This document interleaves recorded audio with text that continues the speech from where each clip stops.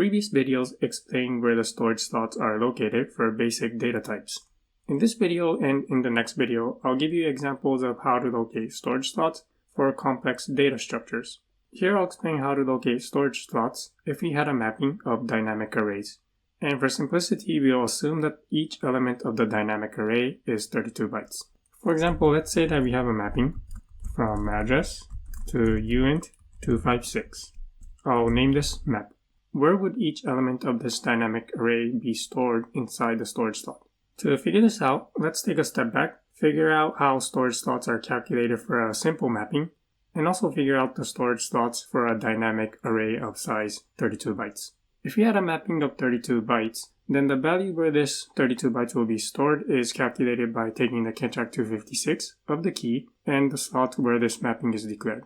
For a dynamic array where each elements take up 32 bytes, the slot of where this array element is stored is calculated by taking the Keccak 256 of the slot where this dynamic array is declared plus the index of the array element.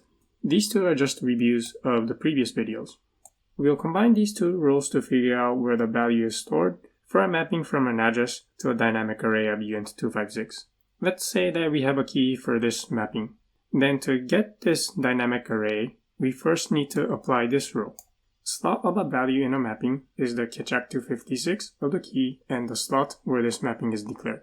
In this case, this will give us the slot where the dynamic array is declared. And now to get the array element, we will apply this rule. The slot of the array element is the Keccak 256 of the slot where the array is declared plus the index of the array element. In this case, the slot where the array element is declared will be this one, which is the Keccak 256 of the mapping key and the slot where the mapping is declared.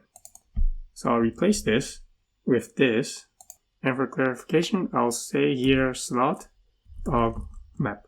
Okay, this is how the slot of the array element is calculated for a mapping from address to a dynamic array of uint256. Let's write some assembly code to actually get the values. I'll first put some data into this mapping. For address 1, I'll store 11, 22, and 33. For address 2, I'll store 44, 55, and 66. Next, we'll write some assembly code to get the values that are stored in here. I'll call this test map r. It will take in two inputs, address. This will be the key to the mapping. I'll call this addr. And the index of the array to get. uint256, I'll name it I. And we'll return two outputs, uint256, the value, I'll name it v, the value that is stored in this dynamic array. And I'll also show you where to get the length of this dynamic array. We'll call this uint256 then. Okay, so let's apply this equation. Let's start by computing the inner Keccak 256.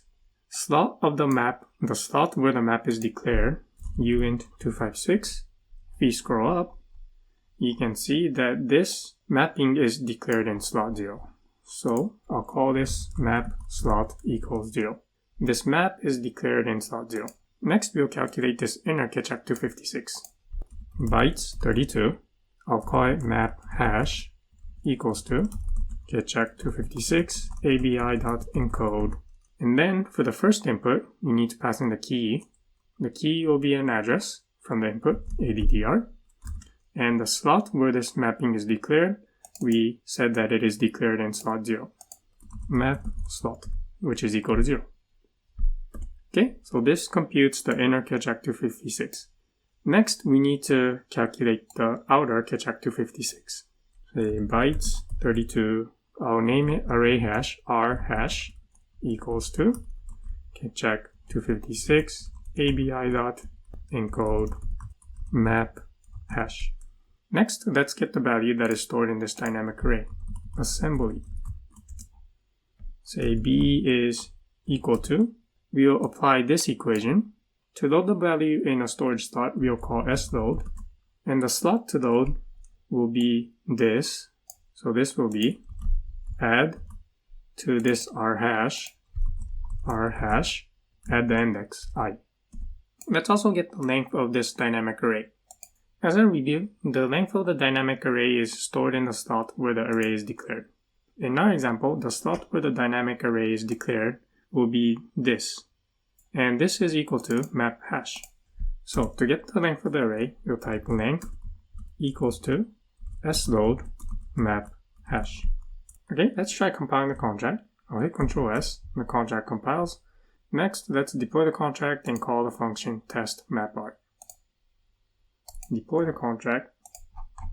First I'll load address 1, address 2, and then we'll call the function test mapR and try to get these values, 11 to 66. Let's try getting 11. I'll copy address 1, paste it here, try to get the element at 0th index. For the value, I get 11, and for the length of the array, I get 3. Let's try getting the first element, get a 22, second element, 33, and if we try to get the third element, which does not exist, you'll get the value is equal to 0. Let's try getting 44 to 66. I'll copy address 2, paste it as a key, and try to get the 0th element, 44, first element, 55, and second element, 66. The length of this array is also 3, so if you try to get the 4th element, which will be index 3, then we get a 0.